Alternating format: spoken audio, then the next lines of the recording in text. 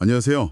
오늘은 재정훈련이라는 주제, 어쩌면 우리 삶에서 가장 좀 현실적으로 다가오는 이야기일 수 있겠는데요. 이걸 좀 깊이 파고들어 볼까 합니다. 네, 반갑습니다. 왜 때로는 신앙 여정에서 이 금전적인 어려움, 마치 광야 같은 시간이 찾아오는 걸까요? 저희가 재정훈련, 믿음을 세우는 광야의 길이라는 글의 일부를 좀 살펴봤는데요. 네, 이걸 바탕으로 이 훈련의 이유, 또 그 과정, 그리고 궁극적인 목적이 뭔지 한번 같이 탐구해 보려고 합니다. 흥미로운 주제죠? 네. 특히 이 글에서 되게 흥미로운 관점은 이 힘든 시간이 오히려 하나님의 은혜를 가장 깊이 체험하는 통로가 될 수 있다. 뭐 이런 이야기거든요. 맞아요. 역설적이지만요. 자, 그럼 바로 시작해보죠. 가장 먼저 던져볼 질문은 이거예요. 왜 하나님은 당신의 자녀, 특히 어떤 부르심을 받은 이들에게 이 재정적인 궁핍함, 어려움을 허락하시는 걸까? 핵심 질문이죠. 이 글에서는 그 이유가 아주 명확하다고 이야기합니다. 바로 우리의 진짜 믿음, 이걸 세우기 위해서라는 거죠. 진짜 믿음이요? 네. 생각해보면 돈만큼 강력한 우상이 또 있을까 싶어요. 그죠? 그렇죠. 당장 눈에 보이고 힘이 있으니까요. 네. 먹고 사는 문제는 뭐 인간의 가장 기본적인 욕구랑 딱 연결되어 있잖아요. 그러니까 아무리 영적인 사람이라도 당장 돈이 없으면 이게 흔들리기 쉬운 거죠. 맞습니다. 현실이니까요. 그래서 이 재정적 어려움이야말로 우리가 정말 하나님을 의지하는지 아니면 여전히 그 돈의 힘에 기대고 있는지 이걸 가장 적나라하게 드러내는 시험대가 된다. 뭐 이런 설명입니다. 네, 그렇죠. 그리고 이 글에서 또 흥미로운 점은 이 훈련이 그냥 우연히 찾아오는 게 아니라 굉장히 의도적으로 시작될 수 있다는 거예요. 아, 의도적으로요? 네. 예를 들면 뭐 갑자기 직장을 그만두라는 마음을 주신다거나 아니면 안정적인 수입원을 포기하게 하시는 상황 같은 거요.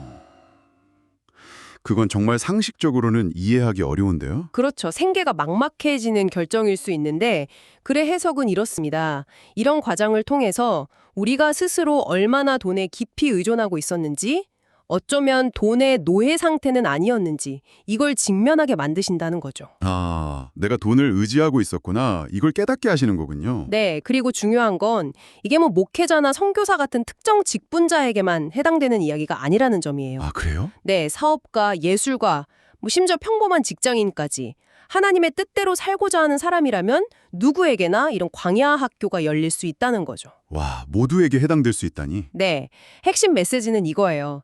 내가 너의 공급자이니까 다른 것 말고 나만 바라봐라. 이런 거죠. 그렇군요. 내가 너를 책임진다. 라는 그 메시지. 그럼 그 책임지는 방식은 어떨까요? 혹시 뭐 한 번에 큰 돈을 딱 주셔서 문제를 해결해 주시거나 하진 않을까요? 아, 그랬으면 좋겠지만. 네. 근데 이 글은 단호하게 아니라고 말합니다.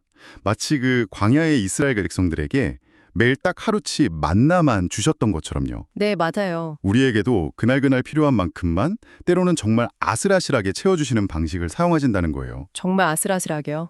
네, 그래서 막 제발 몇 달치 생활비만 좀 미리 주시면 안 될까요? 이렇게 기도하고 싶지만 하나님의 방식은 좀 다르다는 거죠. 그렇죠. 기다리게 만드시죠. 여기서 얻을 수 있는 통찰이 이건 것 같아요. 믿음이라는 게 은행 잔고에 쌓인 돈에서 오는 게 아니라 매일매일 하나님의 그 손길을 기다리고 경험하는 그 과정 자체에서 자라난다는 것. 아, 과정이 중요하다. 네, 어쩌면 가장 불안정한 그 상태가 역설적으로 믿음에게는 최적의 성장 환경일 수 있다는 거죠. 맞습니다. 근데 이게 이론은 쉬운데 현실은 또 다르잖아요. 아, 그렇죠. 현실은 정말 네. 과거에 아무리 뭐 놀라운 공급을 체험했더라도 당장 다음 달 카드값 고지서 날아오고 월세 내야 하고 공과 금액, 냉장고는 비어가고 이러면 마음이 다시 막 요동치죠. 네, 조급해지고 불안해지죠. 이번엔 정말 끝인가? 하나님이 외면하시면 어떡하지? 아니면 내가 뭘 잘못했나? 아니면 이제라도 내가 나서서 어떻게든 돈을 구해야 하는 거 아닐까? 뭐 이런 온갖 의심이랑 조바심이 막 들끓어요. 정말 현실적인 고민들이네요. 네. 이 글은 바로 이 지점에서 진짜 씨름이 시작된다고 말해요. 이런 현실적인 압박 속에서 어떤 인간적인 방법을 딱 내려놓고 하나님을 기다린다는 게 얼마나 처절한 싸움인지를 보여주는 거죠. 정말 어렵겠네요. 그래서 결국엔 이런 고백에 이르게 된다는 거예요. 하나님, 솔직히 저 아직 못 믿겠습니다. 제발 좀 도와주십시오. 이렇게 정직하게요. 아, 정직한 고백? 네. 믿음이라는 게 한 번의 어떤 결단으로 딱 완성되는 게 아니라 이런 수많은 불신과 흔들림 속에서도 다시 한번 하나님을 선택하는 그 반복적인 과정을 통해서 다져진다. 이런 깊은 통찰을 주는 거죠. 그렇군요. 반복되는 선택 속에서 다져지는 믿음. 그렇게 힘들게 믿음의 기초를 다지는 이유가 뭘까요? 사실 쓰임받는 것도 중요하잖아요. 네, 그렇죠. 뭔가 하고 싶고 보여주고 싶고 그런데 네. 근데 이 글의 관점은 명확해요. 하나님은 쓰임보다는 기초를 더 중요하게 여기신다는 겁니다. 기초 공사요. 네. 믿음이라는 기초 공사가 좀 부실한 상태에서 큰 돈이나 영향력이 주어지면 그게 오히려 독이 될 수 있다는 거죠. 쉽게 넘어질 수 있으니까요. 하긴 건물이 튼튼하려면 기초가 중요하니까요. 맞아요. 튼튼한 기반 없이 지은 건물이 위험하듯이 말이죠. 그러니까 이 고된 훈련은 사실 우리를 무너뜨리려는 게 아니라 오히려 더 크게 쓰시기 위해서 우리를 준비시키고 보호하는 과정이다. 이렇게 해석할 수도 있겠어요. 네, 맞습니다. 보호하는 과정이라는 해석이 참 좋네요. 그래서 이 글은 광야 훈련의 끝에는 반드시 젖과 꿀이 흐르는 땅, 그러니까 풍성한 공급과 영향력 있는 삶이라는 약속이 기다리고 있다고 또 강조를 해요. 아, 희망을 주네요? 끝이 있다는 거? 네, 고통으로 끝나지 않는다는 희망을 주는 거죠. 하지만 동시에 또 냉정한 현실도 지적합니다. 이 훈련이 너무 힘겨워서 중간에 포기하고 도망치는 경우도 있다는 거예요. 아, 그럴 수도 있겠네요. 너무 힘들면. 네, 베드로 사도가 좋은 예시가 될 수 있죠. 모든 걸 버리고 주님을 따랐지만 그 결정적인 순간에 주님을 부인하고 다시 어부의 삶으로 돌아가 버렸잖아요. 네, 그랬죠. 부르심으로부터 도망친 거죠. 그런데 여기서 정말 놀라운 반전이 있어요. 어떤 반전이죠? 부활하신 예수님께서 그 실패한 베드로를 찾아가셔서 책망하신 게 아니라 내 양을 먹이라는 더 위대한 사명을 맡기셨다는 사실이에요. 회복의 재료로 사용하신다는 것. 그리고 그 실패와 회복의 지점이야말로 하나님이 우리를 본격적으로 사용하시는 새로운 시작점이 될 수 있다는 아주 강력한 메시지를 읽을 수 있습니다. 실패가 끝이 아니라 새로운 시작점이 될 수 있다. 이건 정말 큰 위로와 도전이 되는데요. 그렇죠.